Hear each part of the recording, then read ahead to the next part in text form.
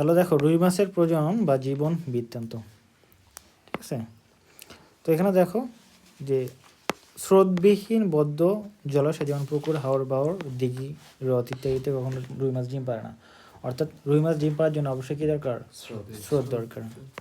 ওকে, তাহলে এখন বলতে পারো যে এই যে পুকুরগুলোতে চাষ করে তাহলে কেমনে কি বলো তো, কেউ বলো তো? স্রোত দেয় তো, স্রোত কেমনে দেয়? এমনিতেও তো মানে কেমনে দেয় স্রোত? পুকুরের মধ্যেও তো ইয়ারা কে বলছে? পাইপ দ্বারা অনেক মাছ পোনা নিয়ে আস, বাইরে থেকে পোনা নিয়ে এসে ছাড়া হয়, ডিম ছাড়া হয়। ডিম দেয় না। এই যে একটু বড়, এই যে এখানে দেখতেছো ছবিতে, এই যারা কি করতেছে বলো তো?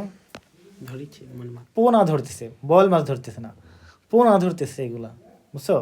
ডিম ডিম তুলতেছে, বুঝছো না? এগুলো এরকমই জাল, বুঝছো? যে আঙ্গুর ছোট পোনা বা যে ডিম এগুলা নিচ্ছে তুলছে। এই দেখো এই যে এখানে দিছে ডিম, বুঝছো?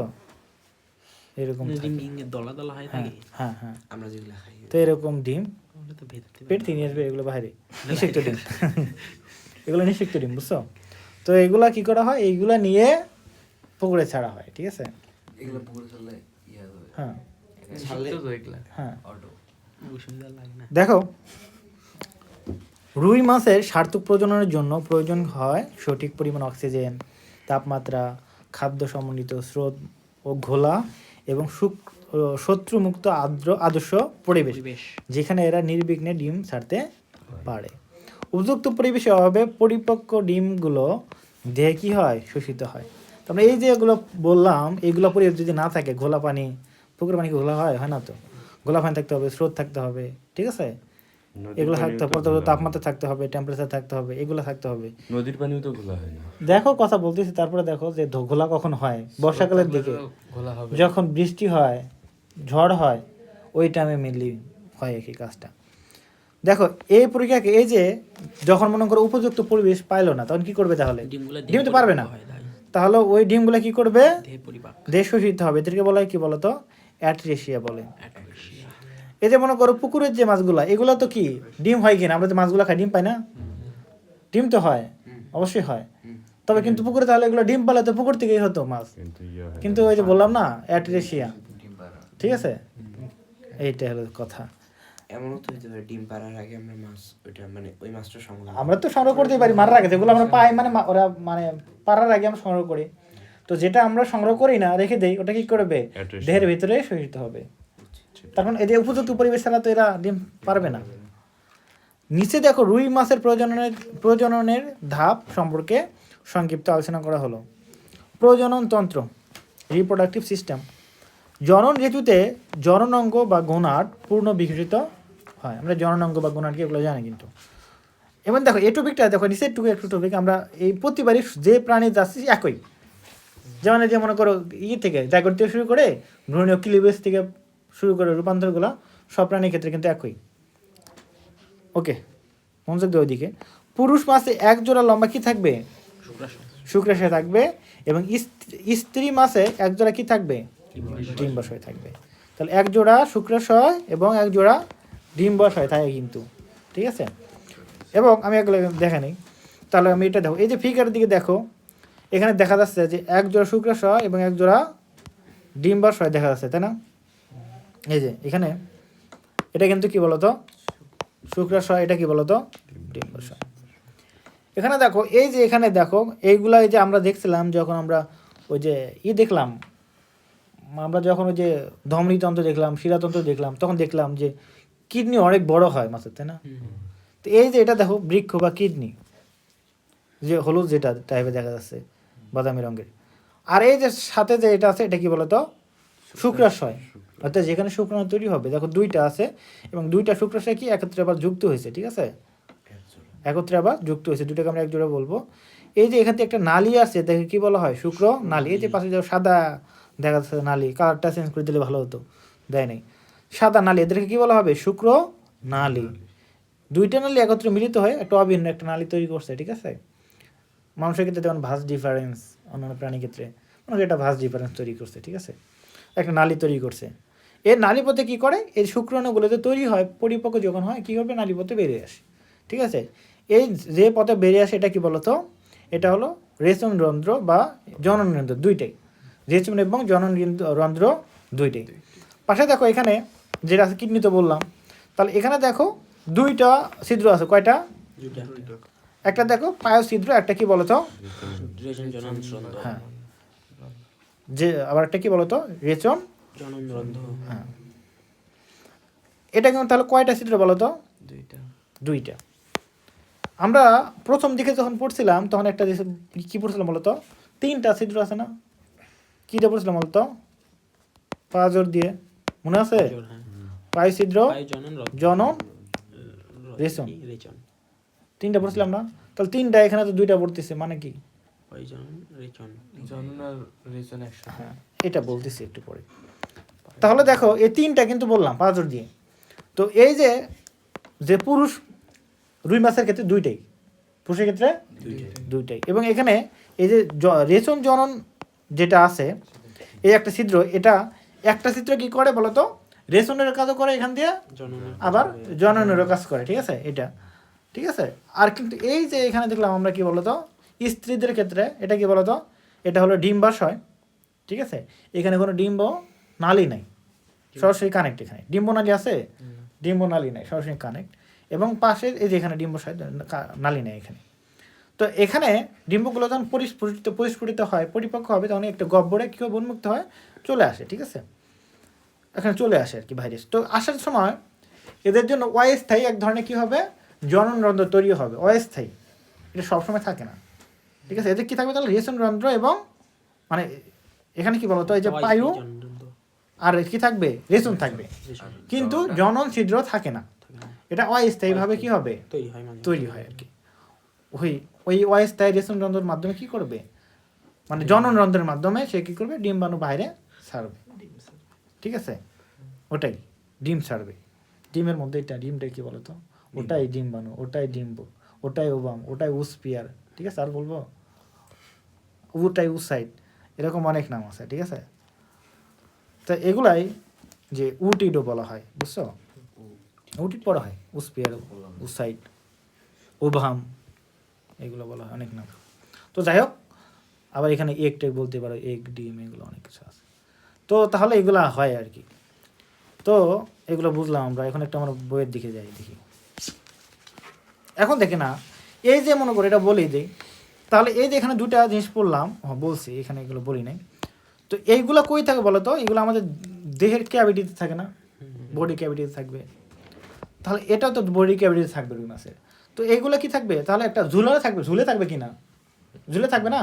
ওই যে আমরা দেখছিলাম ইয়ের ক্ষেত্রে, দেখছিলাম ঘাস মুরগিকে, দেখছিলাম কি মিডিয়ান লিগামেন্ট দ্বারা কি থাকবে? উপরে ঝুলে থাকে, থাকে না? তো ঠিক এখানে এরকম একটা বিষয় থাকবে, যে এটা কি করবে? এই যে এটা একটা আবরণ বা পর্দার সাথে কি করবে? লেগে থাকবে, ঝুলে থাকবে, ঠিক আছে? তো এটা এই যে পুরুষের ক্ষেত্রে দেখো, এই যে শুক্রাশয়টা কি করে বলতো? এটা মেনলি পটকার নিচে উদারীয় গহ্বরের দিকে থাকবে, মেরুদণ্ডের নিচ দিয়ে থাকবে, নিচে দেহের প্রকোষ্ঠে থাকবে। এই শুক্রাশয় পেরিটোনিয়ামের ভাঁজ মেসোর কিয়াম ঝিল্লি দ্বারা কি থাকবে? দেহরাশির সাথে ঝুলানো থাকবে। এটা কি দ্বারা? শুক্রাশয় কি দ্বারা ঝুলানো থাকে? মেসোর কিয়াম, মনে রাখতে হবে, এগুলো মুস্ত করে রাখতে হবে। মেসোর কিয়াম আমি ধরবো, মেসোর কিয়াম। এবং দেখো ডিম্বাশয় পেরিটোনিয়ামের ভাঁজ মেসোর ভিয়াম দ্বারা দেহের সাথে কি থাকে? যুক্ত। তাহলে ওটা হলো কি বলতো? মেসোর কিয়াম, এটা হলো মেসোর ভিয়াম, মনে রাখতে হবে। মেসোর ওই কি জিনিস? মেসোর ভিয়াম আর মেসোর ভেরিয়াম, মেসোর ভেরিয়াম। কথা হলো আগের পড়াগুলো পড়ছিলাম, আমি কিন্তু পরে ধরবো একটু পরে। তাহলে মেসোর কিয়াম আর হলো মেসোর, মেসোর না, মেসো ভিরিয়াম, ঠিক আছে, মেসো ভেরিয়াম। তো এই দুইটা জিনিস মনে রাখতে হবে, পরীক্ষা কিন্তু আসে। দেহপ্রাচীরের সাথে কি করবে? দেহপ্রাচীর সাথে ঝুলানো থাকে। দেখো প্রত্যেক শুক্রাশয় থেকে একটি করে কি বলতো? শুক্রনালী তৈরি হয়। দুইটা মিলিত হয়ে একটা কি করবে? অবন্য শুক্রনালী তৈরি করবে। দুইটা শুক্রাশয়ের দুইটা নালী, শুক্রনালী পিছন দিকে এক হয়ে রেচন জনন রন্ধ্র পথে বাইরে উন্মুক্ত হয় বা বেরিয়ে আসে, যেটা বললাম। তো স্ত্রী মাছে ডিম্বাশয় জোড়া আকারে কি হবে? বড় হবে, এবং ডিম্বক নালী বেন, কোনো নালী থাকবে না। এবং পরিপক্ক ডিম্বাশয় থেকে জনন ঋতুতে, এটা কিন্তু সবসময় হয় না, জনন ঋতু আছে এক নির্দিষ্ট, আমরা একটু করে দেখবো। ডিম দেহ গহ্বরে কি করবে? উন্মুক্ত হয়, এবং এখান থেকে ডিম রেচন জনন সাইনাসের অগ্রপ্রাচীর থেকে অস্থায়ীভাবে গঠিত একজোড়া জনন রন্ধ্র পথে কি করবে, দেহের বাইরে বেরিয়ে যায়। তাহলে কিন্তু এদের কিন্তু অস্থায়ীভাবে তৈরি হয়, বিশেষভাবে রূপান্তরিত বা গঠিত জনন রন্ধ্র। রুই মাছের ডিম প্রচুর কি বলতো, কুসুম সমৃদ্ধ। ঠিক আছে, এটা মনে রাখতে হবে। ওকে, বলো তো ডিমের কুসুম তো সব ডিমে আছে, বলো তো কুসুমের কাজ কি বলতো, কুসুম থেকে কি বাচ্চা হয়? কুসুমটা নিউক্লিয়াস, এত বড় নিউক্লিয়াস, কুসুমটা নিউক্লিয়াস, ডিমের সাদা অংশটা নিউক্লিয়াস বলতে পারো, ডিম পুরোটা একটা কোষ। হ্যাঁ, ডিমের সাদা অংশটা কি বলতে পারো, নিউক্লিয়াস বলতে পারো, ওর মধ্যে নিউক্লিয়াস থাকে সাদা অংশের মধ্যে। তো ওই যে যেটা আমাদের হলুদ দেখি এটা হলো কুসুম বা ইয়ল্ক সেল বলি আমরা, ইয়ল্ক সেল বলা যাবে না, ইয়ল্ক বলি আমরা। তো ওইটার কাজ কি বলতো, ভ্রূণকে পুষ্টি দাও। ভ্রূণ যে ওখানে বড় হচ্ছে, পুষ্টি কোথায় পাচ্ছে, এটা মায়ের দেশে তো আমার সাথে অ্যাটাচ আছে, পাচ্ছে। মানুষের যেমন হয় যেগুলো মানে ভেতরে যেগুলো পরিপুষ্ট হয় আর কি ডিম ছাড়া, ঠিক আছে, যারা হয়তো তারা কি করে বলো তো, তারা যে অমরার সাথে কানেক্টেড থাকে না, অমরার মাধ্যমে খাবার নেয় মাতৃদেহ থেকে। তো এখানে কোনো মায়ের দেহের সাথে কানেক্টেড আছে? তো ভেতরে যে বাচ্চাটা মুরগির বাচ্চা যে ফুটে আসে পরিপুষ্ট একদম বড় বাচ্চা, তো কি খায় বড় হয়েছে ওখানে, বাইরে বেরোয় না খেয়ে থাকতে পারে না, কিন্তু ওখানে দিব্যি বাঁচলো কেমনে, ওখানে কুসুম থেকে সে পুষ্টি নেয়, বুঝছো? এটাই, তাহলে এটাই বিষয়। দেখ, যৌন পরিপক্কতা, সেক্সুয়াল ম্যাচুরিটি। রুই মাছ সাধারণত 2 বছর বয়সে জননক্ষম হয়ে ওঠে, সাধারণত 2 বছরে। তবে বাংলাদেশে আগে 3 বছর বয়সে জননক্ষম হতো, কিন্তু অন্তঃপ্রজননের কারণে, ঠিক আছে, ইনব্রিডিংয়ের কারণে এখন রুই মাসে 1 বছর বয়সে কি হবে, জনন ঘটে। অন্তঃপ্রজনন বোঝো? অন্তঃপ্রজনন বলতে নিজেদের মধ্যে, মনে করো আশেপাশে, মনে করো কি নিজেদের মধ্যে, মনে করো নিকটাত্মীয় বলতে কি ওরাই বংশধর থেকে, মনে করো একটা মা মাছ থেকে যে বাচ্চাগুলো হচ্ছে অনেক, তো এদের মধ্যে নিজেদের মধ্যে অন্তঃপ্রজননের কারণে কি হবে, এদের যেটা আমাদের কি হয়, এদের যে মানে ম্যাচুরিটি তাড়াতাড়ি আসে আর কি, যৌন পরিপক্কতা তাড়াতাড়ি হয়, 1 বছরের মধ্যে আসে। এটা একটা বিষয়।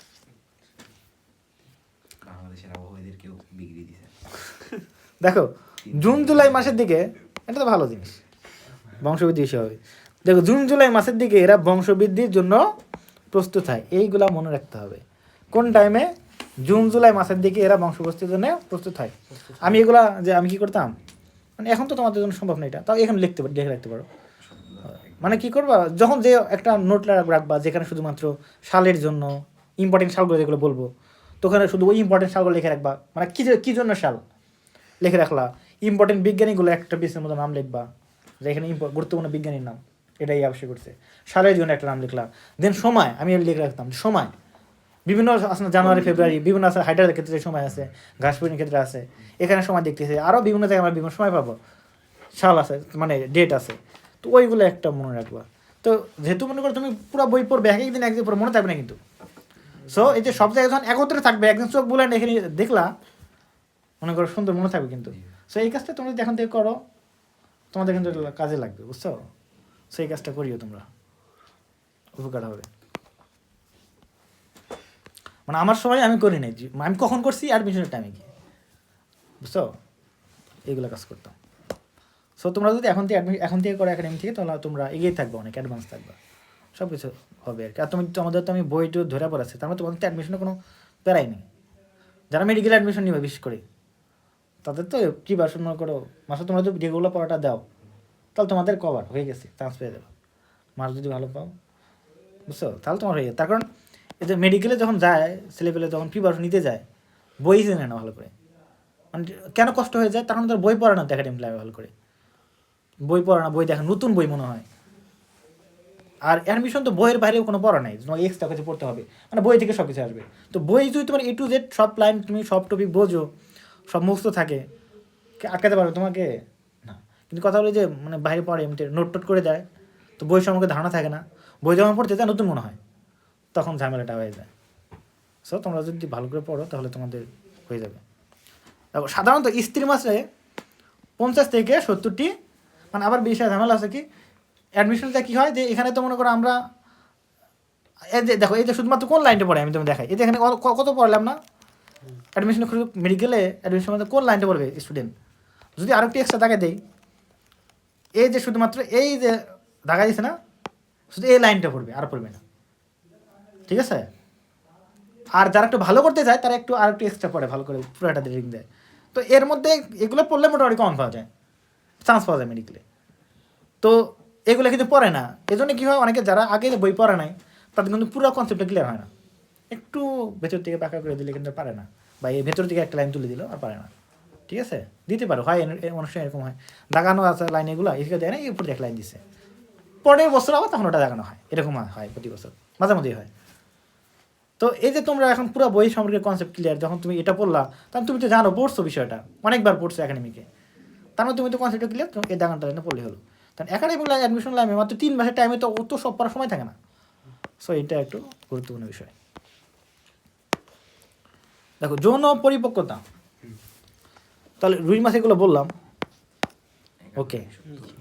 তাহলে এগুলো বললাম, সাধারণত স্ত্রী মাছ কত হয় 51 থেকে 70 সেন্টিমিটার হয়, পুরুষ মাছ কত হয় 60 থেকে 65। এরা কিন্তু দেখো আবার মানুষের ব্যতিক্রম হয়ে গেছে, এরা স্ত্রীগুলো বড় হয়, পুরুষগুলো কি হয় ছোট হয়, ওকে। প্রজনন ঋতু, কারণ কি বলো তো, মেয়েদের পেটের ডিম বেশি দরকার। মানে বিষয় হলো যে এখানে এটা কথা ভালো কথাই বলছে, এরা কি বলো তো, ডিম ধারণ করতে হয় না, বড় জায়গা লাগবে না, অবশ্যই তো বড় জায়গা দরকার হতে পারে না, কত বড় না ডিম ধারণ করতে হয়, বড় বড় ডিম। আমরা কি এটা তো মোটা মোটা হইতে হবে। হ্যাঁ মোটাও তো হয়, শুধু খালি বড় হবে এরকম না তো, দেখে তো পরিষ্কার হবে। হ্যাঁ ব্যাপার আছে, এই তো ভালো বুঝতে পারছে, হ্যাঁ ব্রিলিয়ান্ট। তো বড় দরকার না, কথা বলে দেখো সৃষ্টির সব কিছু আছে কি বলতো, রহস্য আছে, কারণ ছাড়া কোনো কিছু হয় না। মানুষের ক্ষেত্রে পুরুষ শক্তিশালী সুটাম দেহের অধিকারী, বড় হয়, সাইজেও বেশি বড় হয়। একই ফ্যামিলি দেখবা মেয়েটা একটু ছোট হয়, ছেলেটা কি হয় বড় হয়, শক্তিশালী বেশি হয়, একই জিনিস একই খাবার খায়, মেয়েটাকে বেশি খাও তারপরে হবে। কারণ ছেলেকে হতে হয় কি বলো, প্রোটেক্টিভ হতে হয়, প্রোটেকশন দিতে হয়, ইনকাম করতে হয়, ঠিক আছে। অনেক প্রতিবন্ধকতা আছে মেয়েদের ক্ষেত্রে, ঠিক আছে, দেখবো অনেক প্রতিবন্ধকতা আছে আর কি, ঠিক আছে। সো তাদের দ্বারা সব কিছু সম্ভব হয় না। রুই মাছের ক্ষেত্রে কোনো প্রতিবন্ধকতা আছে, বাচ্চা পালন করতে হবে, বাচ্চা পালন করতে হয়, বাচ্চাকে দুধ খাওয়াতে হয়, তো কিছুই করতে হয় না। তাহলে তাহলে তাহলে এদের তো মনে করো শক্তিশালী, তো পুরুষকে করার কোনো দরকার আছে, পুরুষ কি প্রোটেকশন করে দেয় না, তাহলে কেন ওকে সাইজ বড় দিবে, ওর কোনো শক্তির দরকার আছে নাই, তো কোনো দরকার নাই। এজন্য কি, তাহলে এই যেহেতু কি করবে, গর্ভে ধারণ করবে অনেক বড় বড় ডিম, তাহলে কি আছে, আকারটা একটু বড় দরকার, পরিপুষ্ট দরকার, তাহলে এই যে একটা জিনিস আসলো আর কি, ঠিক আছে। তো এরকম একটা বিষয়, ঠিক এই আকারে থাকে না, আকারের আরো বড় হয়, এটা তো এই আকারে গেলে যৌনক্ষম হয়, পরে তো আরো বড় হয়। হ্যাঁ কি মানে পুরুষ মাছগুলো মানে যৌনক্ষম, মানে হ্যাঁ শোনো, যৌনক্ষম হবার গেলে 60 থেকে 65 সেন্টিমিটার লম্বা হওয়া লাগে, হ্যাঁ। কিন্তু ওটা তো পরবর্তীতে আরো বড় হয়, কোনটা 60 থেকে 65 সেন্টিমিটার লম্বা হলে এরা মানে ওই মানে যৌনক্ষমতা মানে এটা তো ঠিক আছে, এটা বললাম না, এটা মানে ওইরকম দেখো, তার মানে দেখো যে সেম ক্যাটাগরি যেগুলো আছে তার মধ্যে যখন মনে করো ব্রিডিং হবে, তার মধ্যে বড় কে থাকে, স্ত্রী। এটা এমনিতে দেখো, তার মধ্যে এমনিতে নর্মালি ভাবে বড়, অনেক প্রাণী দেখবো না স্ত্রীগুলো বড়, পুরুষগুলো ছোট, বয়সে ভালো। এটাই। বাজারে গেলে স্ত্রী দুশো মাছ কিনতে হবে। এই যে যেমন ঘাস ফ্রিং যদি বলে, ওখানে কে বড় ছিল বলো তো, স্ত্রীটা বড় ছিল, কারণটা কি বলো তো, ওর ভিতরে অভিপোজিটর ছিল, ডিম পারতে হতো ওখানে। তো এখানে অবশ্যই দরকার, পুরুষ ঘাস ফ্রিং এর কোনো দরকার আছে, পুরুষ তো মরে যায়, দুজন তো মরে যায়, তো এই খেলে কাজটা বেশি করছে না, তো বেশি করলে আর বড় লাগবে না, শরীর শক্তিশালী লাগবে না, সো এটাই। তাহলে এগুলো বিষয় ছিল এখানে। তো প্রজনন স্থানটা কি, প্রজনন ঋতুটা কি, তাহলে হ্যাঁ জুন জুলাই এটা হলো তাহলে যে জুন জুলাই বললাম, কারণ এই সময় জলস্রোতের কি বলতো, জলাশয়ে জলস্রোত ঘোলা, স্রোতময় থাকে, ঘোলা পানি এবং পোনা মাছের বেঁচে থাকার উপযুক্ত হয়, বুঝতে পারছো কেন বলো তো, ঘোলা পানিতে উপযুক্ত কেন বলো তো, আলো পরে দেখা যায় না, অন্য মাছ যাতে না খায় ফেলে, বুঝতে পারছো। খুব চালাক কথা। দেখো সব কিছু কারণ আছে, অকারণে কিছু হয় না। তো প্রজনন স্থান, রুই মাছ প্রাকৃতিকভাবে স্বাদু পানির স্থলজ জলাশয়ে, বিশেষ করে বড় বড় নদীতে, ও কি বলছি স্রোতস, স্রোতস জলাশয়ে বিশেষ করে বড় বড় নদীতে প্রজনন ঘটায়, অর্থাৎ ডিম ছাড়ে। পুকুর, হাওর, বাওর, বিল ইত্যাদি বদ্ধ জলাশয়ে এরা ডিম ছাড়ে। এই নদীগুলো থেকে এরা ডিমগুলো সংগ্রহ করে কেমনে? নদী থেকে তো সংগ্রহ। শোনো, ডিম তো ছাড়লো, ছাড়ার পরে আসলোই একটা বাচ্চা জিনিস বা ছোট ছোট যে কোনো ধরনের ছোট প্রাণী বাচ্চা জিনিস ওরা সবসময় কী করে, কলোনি হিসেবে বসবাস করে এবং নিরাপদ জায়গায় যায়। কিন্তু সো ওই কি আর ওই স্রোতের মধ্যে থাকলে ঠিক থাকতে পারবে? তখন যাবে কোথায়? নালাতে ঢুকবে। এখানে যে বলছে নদীতে তো স্বাদু পানি না, মিঠা পানি না। সাধু আর মিঠা তো একই রে। স্বাদু পানি যাকে বলা হয়, মিঠা পানি একই জিনিস। দেখো, তাহলে ডিমটা ছাড়ে কিন্তু স্রোতের মধ্যে, কিন্তু স্রোতে তো থাকে না, ঘোনা টোনার মধ্যে গিয়ে থাকে, ঠিক আছে, যেখানে একটু স্রোত কম। এগুলা দেখো, পরিযান বা অভিপ্রায়ন। দেখো, ডিম ছাড়ার সময় এরা ছোট ছোট নদী নালা, খাল, বিল থেকে স্বাদু পানির বড় বড় নদীতে পরিযায় হয়, মানে ওখানে যায়, ঘুরতে যায় আর কি। যেহেতু এদের পরিযান শুধুমাত্র স্বাদু পানির মধ্যে সীমাবদ্ধ থাকে, তাই এই পরিযানকে কি বলা হয় বলো তো? প্রোটোমোড্রোমাস বলা হয়। এটা একটু মনে রাখতে হবে। কিছু প্রাণী আছে যাদের ক্ষেত্রে বলো তো দুই ধরনের যায়, যেমন ইলিশ মাছ সমুদ্র থেকে পানির সারিতে আসে। দেখো, ডিম ছাড়ার সময়টা কখন? প্রজননের সময়ে যৌন পরিপক্ক পুরুষ এবং স্ত্রী রুই মাছ নদীর স্রোতের বিপরীতে পরস্পরের গা ঘেঁষে ছোটাছুটি বা পানি তোলপাড় করে পূর্বরাগ প্রদর্শন করে। পূর্বরাগ প্রদর্শন মানে কি? মানে আগে ঝগড়া ছিল, বিবাদ ছিল, সেই রাগটা দেখাবে, তাই না? এই রাগ না, পূর্বরাগ বলতে যে একে অপরের প্রতি যে আকর্ষণ সেটাকে প্রদর্শন করে, ঠিক আছে, এটাকে বলা হয় পূর্বরাগ বলা হয়। ছোটাছুটির সময় মূলত পুরুষ মাছ স্ত্রী মাছকে অনুসরণ করে, বুঝতে পারছো? সব দিক দিয়ে কি পুরুষ এখানে কি স্ত্রী তো না। নির্যাতিত নাকি? দেখো, বর্ষাকালে আমাবস্যা, বর্তমান আমাদের তো সমাজের তো নারীরা এটাই চায় যে নারীরা উপরে থাকবে, পুরুষরা নিচে থাকবে, নারীবাদী সমাজ তৈরি হতে চায়। কিন্তু কথা হলো প্রকৃতি তো এটা দেয়নি, যার জন্য যেমন তেমন হতে হবে। দেখো, পূর্ণিমায় বজ্রপাত সহ প্রবল বর্ষণ, উজানের পাহাড়ি ঢল, তীব্র স্রোত, বুঝছো, ফেনিল ঘোলা পানিতে রুই মাছের ঝাঁক বেঁধে নদীর অগভীর অংশে ডিম ছাড়তে উদ্বুদ্ধ হয়।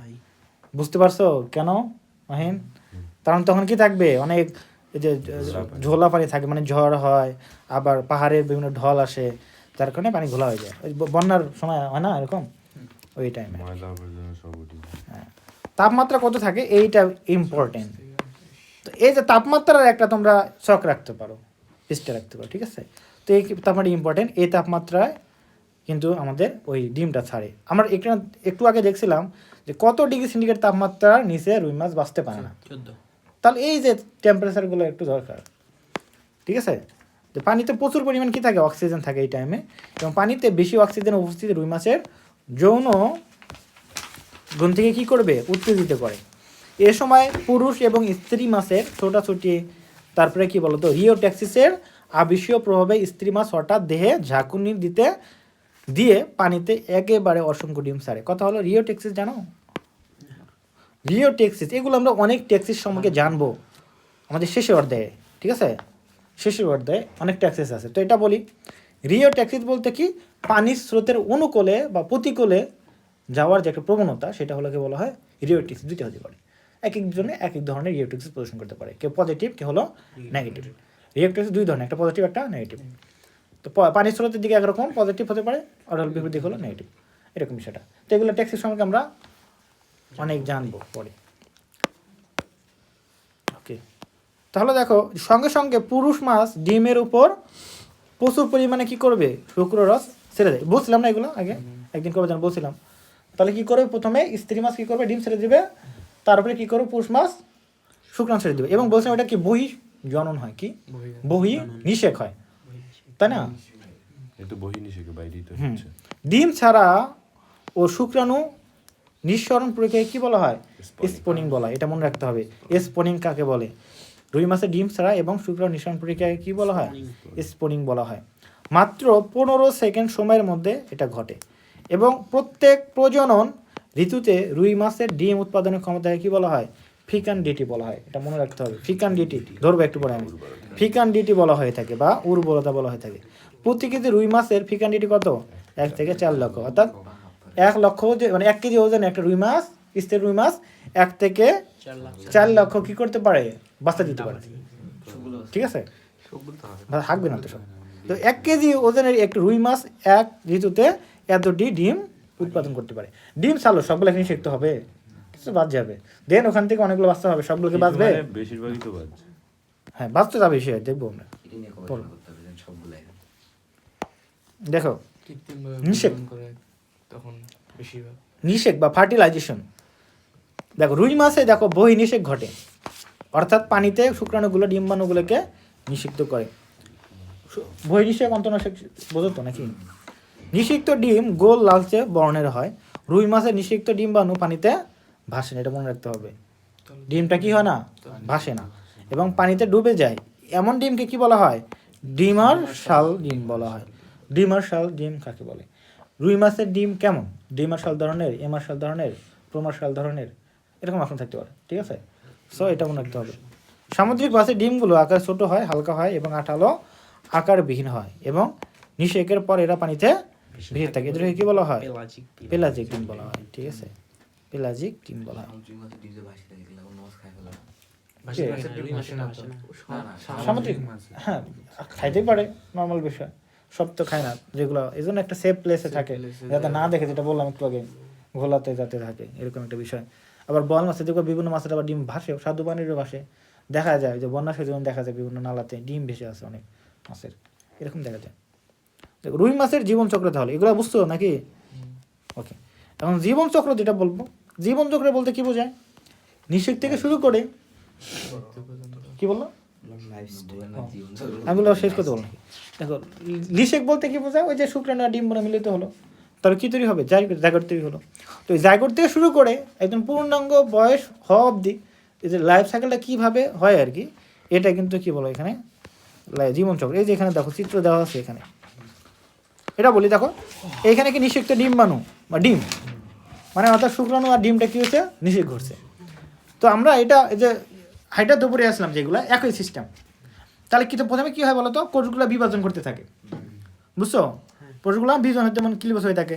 তো এইভাবে একটা কোষ থেকে মনে করো অনেকগুলো কোষ হয়ে গেল, এগুলো তো পড়ানোর দরকার পড়ে না, হিসাবে পড়াইছে অনেক। তাই এটা হয় আর কি, নিষেক হলো এভাবে ক্লিবেজ হয়, মনে করো এই নিষেক এটাতে হচ্ছে, মানে ধাপগুলো হচ্ছে, এগুলো কি বলা হয়? ক্লিবেজ, বিভাজন যে ঘটে, পরিবর্তন হয়, ক্লিবেজ বলা হয়। তো এভাবে ক্লিবেজ হবে, দেন কি হবে? ক্লিবেজ হয়ে কী করবে বলো তো? তো এই যে মানে আমাদের এই যে অনেকগুলো কোষ হলো, প্রতিটা কোষকে কি বলা হয় বলো তো? ব্লাস্টোমিয়ার বলা হয়, ব্লাস্টোমিয়ার হয়। এবং দেখো ব্লাস্টোমিয়ার যখন একত্র থাকে তখন আমরা কি বলি বলো তো? এটা কোন গুচ্ছ থাকে তখন মরুলা থাকে, ঠিক আছে? পিণ্ডের মতো দেখা যাবে কোষগুলা, এভাবে গুচ্ছ করা থাকবে, তখন কি বলি আমরা? মরুলা। তারপর দেখবো এই মরুলার মধ্যে কোষগুলো কি করবে? আমাদের স্তরে তৈরি করবে, এক স্তর তৈরি করবে, তখন এটাকে বলা হয় ব্লাস্টোডার্ম তৈরি করে, মানে এই যে লেয়ারটা ব্লাস্টোডার্ম হবে, ঠিক আছে? ঠিক আছে, ব্লাস্টোডার্ম। এবং এখানে দেখলাম যে এই যে কোষগুলো কি বলে, এক একটা কি বলো তো? ব্লাস্টোমিয়ার। এখানে একটা লেয়ার তৈরি করছে এবং ভেতরে একটা গহ্বর হয়, কি বলা হয়? ব্লাস্টোসিল। এগুলো জানো না? পড়াইছিলাম না কত ক্লাসে? হাইটাতে ব্লাস্টোসিল হবে। দেন কি করবে? এই লেয়ারটা কি হবে? 3টা লেয়ারে ভাগ হবে। কয়টা লেয়ার? হ্যাঁ 3টা লেয়ার। যাদের ক্ষেত্রে 2 লেয়ারে তারা 2টা লেয়ার হবে, ঠিক আছে? ব্রুনে লেয়ার কোথায় হবে? যখন এই যে মনে করো এই যে, তাহলে এই যে ব্লাস্টুলা পর্যায়ে পরে কি হবে? গ্যাস্ট্রুলা পর্যায়ে, মানে গ্যাস্ট্রুলা পর্যায়ে 3টা লেয়ার হয়। এই লেয়ার 3টা থেকে কি হবে? বিভিন্ন ধরনের অঙ্গ প্রত্যঙ্গ তৈরি হবে, এটাকে বলো অর্গানোজেনেসিস, মানে অর্গান তৈরি করবে যে প্রক্রিয়ার মাধ্যমে, এইভাবে হয় আর কি, ঠিক আছে? আমরা একটু দেখতেছি এগুলো, কিন্তু ডিটেলস বললাম না, বলবো নাকি আবার? পড়াইছে না এগুলো? আচ্ছা, তারপরে এখানে পড়াবো, বই পড়াবো। তাহলে দেখো কি হচ্ছে এখানে,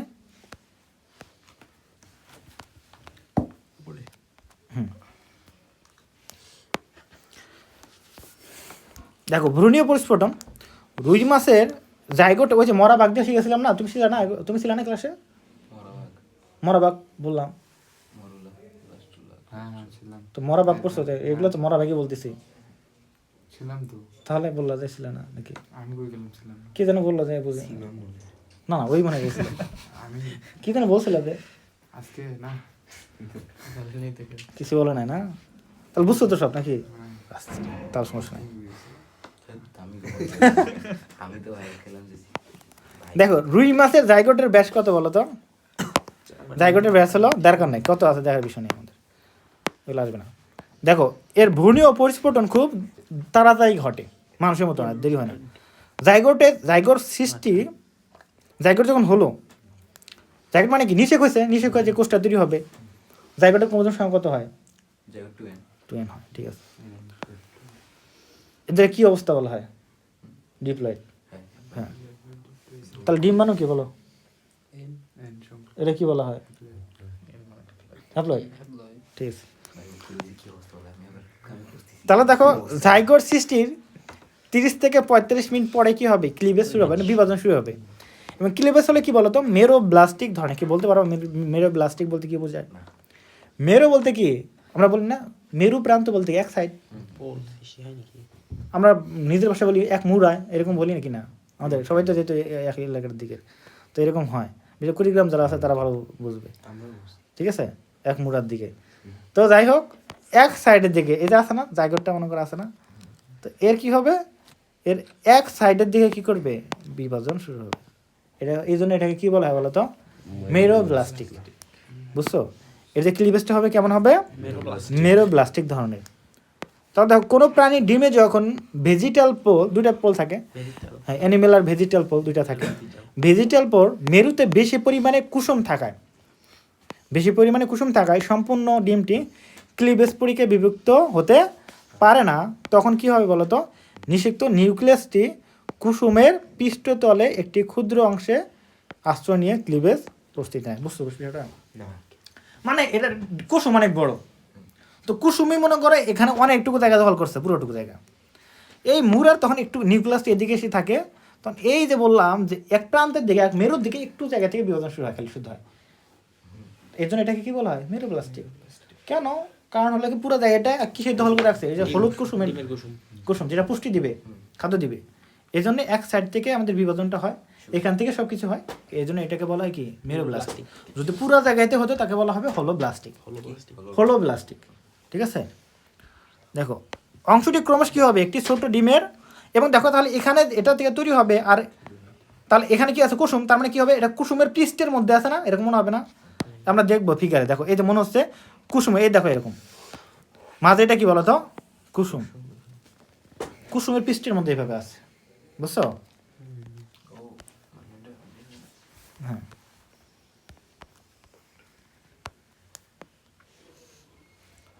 অংশটি ক্রমশ একটি ছোট টিভির মতো দেখায় আর কি, ও ঢিবির মতো দেখায়, কি বলি, ছোট ঢিবির মতো দেখায়। তা এই অংশের ভেতর, ঢিবি তো বলতো নাকি? ঢিবি বলি না আমরা, ঢিবি বলি না। এ ধরনের ক্লিভেজকে কি বলা হয়? মেরোব্লাস্টিক ক্লিভেজ বলা হয়। তো মেরোব্লাস্টিক ক্লিভেজ বলতে কি বোঝায় ব্যাখ্যা করো, খ নাম্বার। পারবা না? এটা কিন্তু খ নাম্বারের জন্য। ওকে, প্রতিটা অর্ধে শেষ। আমি তো এখন এরপরের পরীক্ষাগুলো নেব কি বলতো? সিকিউ সাথে থাকবে, ঠিক আছে? পুরোটা নিয়ে একবারে, না ওই পর না পড়া হয় না। মানে পুরোটা একবারে নিয়ে। কোনটা পুরোটা? হ্যাঁ, এমসিকিউ নিয়ে হাইড্রা, রুই মাছ আর কথা হলো তোমরা। আচ্ছা আমি এরপরে যেটা নিব, আমি জ্ঞানমূলক নেব, সবই তো ক নাম্বার। ভাই কাজ করেন, একদিন হলো খালি রুই মাছটা এমসিকিউ নেন নিয়ে, তারপরে একদিন হাইড্রা আর একটা হাঁসফারিং আর রুই মাছ তিনটার একবারে সিকিউ দেবো। পরীক্ষাটা শেষ হলে একদম সিকিউ এমসিকিউ দুইটাই দিবে। ঠিক আছে, ঠিক আছে। ভোটের উপর, হ্যাঁ। তাহলে দেখো ক্লিভেজ শুরু হওয়ার পর নিউক্লিয়াসে কি হয় বলতো? 2, 4, 8, 16, 32 এমন সংখ্যক কোষে বিভক্ত হতে থাকে। এগুলো বোঝো তো নাকি? মাইটোসিস বিভাজন, একটা থেকে দুইটা, দুইটা থেকে চারটা এভাবে হয়। ক্লিভেজের ফলে শ্রেষ্ঠ প্রত্যেকটা কোষে কি বলা হয়? ব্লাস্টোমিয়া, যেগুলো কথা বললাম। ভ্রূণটি এ সময় এক থোকা আঙ্গুরের মতো দেখায়। এর নাম কি? মরুলা। আমরা জানি না, যখন যে পিণ্ডের মধ্যে দেখায় কোষগুলো থাকে, মরুলা হয়।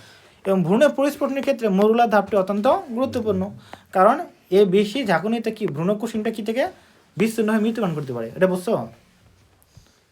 বোঝো নাই? এ বললাম যে এই যে পুরা ডিমটা যে ছিল ওর মধ্যে যে আমরা বললাম যে মেরোব্লাস্টিক, অর্থাৎ এক মেরুতে কি হয়? ভ্রূণ তৈরি হবে, আর পুরা মাঝে কি থাকে? কুসুম। ঝাঁকিতে যদি কুসুমটা চলে আসে দেহ থেকে, বডি থেকে খুলে আসে, পুষ্টি পাবে? তাহলে মরে যাবে না? এটাই হলো কথা। যদি বেশি ঝাঁকি পালে কি হবে? এটা মরে যাবে, কিন্তু এটা বলছে। তাহলে কুসুম যদি বিচ্ছিন্ন হয়ে যায় মরে যাবে। ব্লাস্টোমিয়ারগুলো সাধারণত বিভক্ত এবং সুশৃঙ্খল হয়ে ব্লাস্টোডার্ম নামক একটি এককোষীয় স্তর তৈরি করে। বুঝতে পারছো? একটা যে লেয়ার তৈরি করে, এককোষীয় লেয়ার, এটাকে বলা হয় ব্লাস্টোডার্ম। এবং প্রতিটা কোষকে বলতো ব্লাস্টোমিয়ার। এবং তোমার মাঝে একটা গহ্বর তৈরি হয়, সেটাকে বলা হয় ব্লাস্টোসিল। এবং ক্লিভেজ এগিয়ে যাওয়ার সঙ্গে সঙ্গে ব্লাস্টোমিয়ারগুলো মাঝে একটি ফাঁকা ফাঁপায় একটি গহ্বরের তৈরি হবে, জায়গা তৈরি হবে, একে কি বলা হবে? ব্লাস্টোসিল বলা হবে। ওকে, ভ্রূণকে তখন কি বলা হবে? ব্লাস্টুলা দশা। এই যে গহ্বর তৈরি হবে তখন ব্লাস্টুলা দশা বলা হবে। মরুলা গেল, দেন এটা ব্লাস্টুলা আসলো, ঠিক আছে। তারপর দেখো এখানে ব্লাস্টোডার্মের কোষগুলো প্রথম দিকে কুসুমের উপর টুপির মতো বিন্যস্ত থাকে। একটু দেখালাম না, কুসুমের উপর টুপির মতো থাকে না? এই যে এখানে আছে, হ্যাঁ এই যে এখানে দেখালাম টুপির মতো থাকে। দেখো তাহলে কোষ বিভাজন অব্যাহত থাকায় কোষগুলো কুসুমকে ঘিরে প্রসারিত হতে থাকে আর বড় হবে, এবং পর্যায়ে কি হবে? ব্লাস্টোস্পোর নামক একটি ছিদ্র ছাড়া সমগ্র কুসুমপিণ্ড কি আবৃত হয়ে পড়ে, অর্থাৎ মনে হয় ঘিরে ধরে। কি করবে? মনে হয় যে এটা ঘিরে ধরে আর কি, এটা মনে করে পুরোপুরি আসছে আর কি, দেখছো একটু ছিদ্রের মধ্যে থাকে আর কি, এরকম হয় আর কি, একটা ছিদ্র থাকে আর কি। পরে অবশ্য ব্লাস্টোস্পোরও বন্ধ হয়ে যায়, তখন ওটা ভেতরে ঢুকে যায়, ঠিক আছে। আর বলতে পারো তো যখন বের হয় তখন তো আমরা দেখি না, আসলে ওটা তো ভেতরে দেহের ভেতরে নিঃশেষিত হয়ে যায়, বুঝতে পারছো? মানে কুসুমটা ভেতরে চলে যায় আর কি। ব্লাস্টুলা ধীরে ধীরে কি করবে? দ্বিস্তরী ব্লাস্টুলায় পরিবর্তিত হয়। যদি কথাটা ভুল বলছে, দ্বিস্তরী হওয়ার কথা, তাহলে কি হবে বলো তো? হ্যাঁ হ্যাঁ, তা কি হবে? ত্রিস্তরী গ্যাস্টুলায় পরিণত হবে, ঠিক আছে। ওকে, কথাটা ভুল আছে। গ্যাস্টুলার আমরা পড়ছি না, মাস কয় স্তরী হবে? দ্বিস্তরী কারা বলো তো? নিউডারিয়া পর্যন্ত, তারপরে যা আছে সবই কি ত্রিস্তরী। তা ভুল লাগছে না? ওকে, তাহলে গ্যাস্টুলার পিছন থেকে লেজ ও সামনের দিক থেকে বিভিন্ন কি হবে? অঙ্গ সূচন হবে। তো আমরা জানি এই যে গ্যাস্টুলার পর্যায়ে কি হয়, যে লেয়ার তৈরি হয় 3টা, এবং প্রতিটা লেয়ার থেকে বিভিন্ন ধরনের অঙ্গ তৈরি হবে। আমি এটা দেখাইছি মনে কাদেরকে যে কোথা থেকে পড়তে হবে, একটা দেখাচ্ছি না অধ্যায়, তোমার দেখেছি? তোমাদেরকে দেখাইছিলাম যে ওই যে একটা করে দেয়া আছে এদিকে উদ্ভিদের, তোমাকে দেখানি আমি বললাম না 3টা, একটোডাম, এন্ডোডাম, মেসোডাম, কোনটা থেকে কি ধরনের অঙ্গ তৈরি হয়, একটা করে দেখাচ্ছি না পিছনে। তো যাই হোক, যেটা পড়াইতেছিল একবারে, পড়াইতে চাই নাই, বলছি ওটা করে নিবে, অনেক আগে বলে দিচ্ছি তোমাকে, অনেক আগে তুই আর আমি যখন করছিলাম তখন। তাহলে বিষয়টা হলো দেখবো যে আমরা এই যে আমাদের যে অঙ্গ প্রত্যঙ্গ আছে সবগুলো 3টা লেয়ারে, জার্ম লেয়ারের যে কোনো একটা থেকে উৎপন্ন হয়, তৈরি হয়। যেমন ভেতরে যে ইন্টারনাল অর্গানগুলো ম্যাক্সিমাম কি বলতো এন্ডোডার্ম থেকে আসছে, ঠিক আছে। এবং বাইরের যেগুলো আছে আমাদের গ্রন্থিগুলা, তো ভেসেলগুলা, রক্তনালী, এগুলো সব কই থেকে আসছে বলতো? না, একটোডার্ম থেকে, এরকম বিষয়টা। দেখো যে পরীক্ষায় গ্যাস্টুলা থেকে বিভিন্ন অঙ্গ তৈরি হয় তার নাম কি বলতো? অর্গানোজেনেসিস, মানে অর্গান তৈরির প্রক্রিয়া, অর্গানোজেনেসিস। ভ্রূণের মধ্যে নানা ধরনের পরিবর্তন দেখা দেয়। সামনে থেকে বলতো এখানে কি বলছে? 15 থেকে 18 ঘন্টার মধ্যে ডিমের ভেতর কি হবে? লার্ভা বেরিয়ে আসে। এই লার্ভাকে বলো কি? ডিম পোনা বা রেণু পোনা বলা হয়ে থাকে। তাহলে এই যে লার্ভা বেরিয়ে আসে, যেটা ডিম থেকে হলো প্রাণীর মতো, মাছের মতো, এটা কি বলা হচ্ছে? লার্ভা বলা হচ্ছে, ঠিক আছে। লার্ভা, এই পোনাটাকে কি বলা হয়? রেণু পোনা বলা হয়। কি বলা হয়? ডিম পোনা বা সদ্য প্রস্ফুটিত রেণু পোনা বলা হয়। এখন দেখো যে এখন চলে আমাদের কি হলো? পোনাটা হয়ে গেছে, কিন্তু এখন পোনার কিন্তু আবার বিভিন্ন স্টেজ আছে। কি বলতো? রেণু পোনা,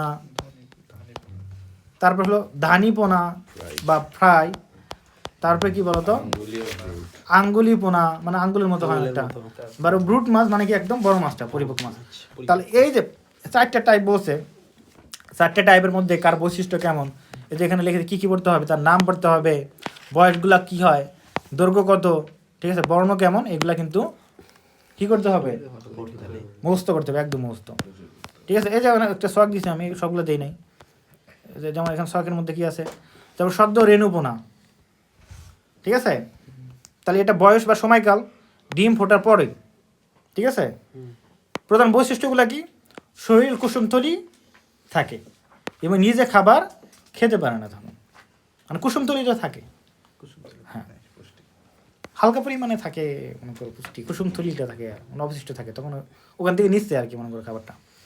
ধানিপোনা বা ফ্রাই, এটা হলো কি 72 ঘন্টা থেকে 8 দিন অবধি। অন্য যদি একটু কম বেশি আছে, তোমার এটাকে স্ট্যান্ডার্ড বই মেনে মনে করবা, ঠিক আছে। দেখো কুসুমথলি শেষ হয়, তাহলে কুসুমথলি যেহেতু শেষ হয়েছে, তার মানে কি করতে হবে? খাবার খেতে হবে কিনা? তো ছোটো খাবার খাবে, জু প্লাঙ্কটন খাবে বা ফাইটোপ্লাঙ্কটন, এগুলো খেতে শুরু করে, পাখনা ও অপারকুলাম তৈরি হয়। না তৈরি হলে কি মাছ এই আহার খাইতে পারবে, চলতে পারবে না। তাহলে এগুলো কিন্তু বুঝে বুঝে পড়া যায়। আঙ্গুলিফোনা, ঠিক আছে, বা ফিঙ্গারিংস, দেখো তাহলে 9 থেকে 30 দিন। দেহ বড় হবে, পাখনা সম্পূর্ণ হবে, মুখের পাশে কি হবে, বারবেল দেখা যাবে। বারবেল বোঝো? তো এটা বারবেল না বলতে মার হবে, ওই যে কি বলবো, মোষের মতো বিষয়। হ্যাঁ, তো ব্রুট মাছ। তাহলে দেখো 30 দিনের পর থেকে পরিণত অবস্থায় কি বলা হবে? বার্ব তো ছিল হাইড্রার, হাইড্রা, বারবিউল। নিডো ছিল তো। তাহলে এই যে এইগুলো হলো তোমাদের কি পড়া, ঠিক আছে? তা আমি এখন ভিতরে পড়লাম না, এগুলো যেগুলো আছে দেখে নিবা, বুঝতে পারার কথা হয়। এখন দেখো পরে কি বলছে, রুই মাছের প্রাকৃতিক সংরক্ষণ কি কি করতে হবে না করতে হবে, আমাদের কি করণীয়, এগুলো একটু পড়বা, ঠিক আছে? তো এগুলো আমি কিছু পড়া নাই, আমার পড়ানোর মতো কিছু নাই, এখানে রিডিং দিবা। তো এগুলাই ছিল পড়া। শুক্রবার এটা